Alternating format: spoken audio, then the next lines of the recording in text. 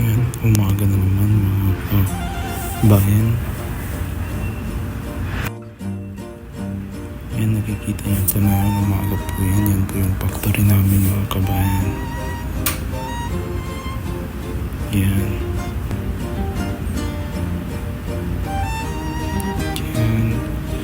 Yan, gabi na naman. Katatapos na yung duty ko dyan. Nakaligo na po ako dyan at yan, maglalaba po tayo.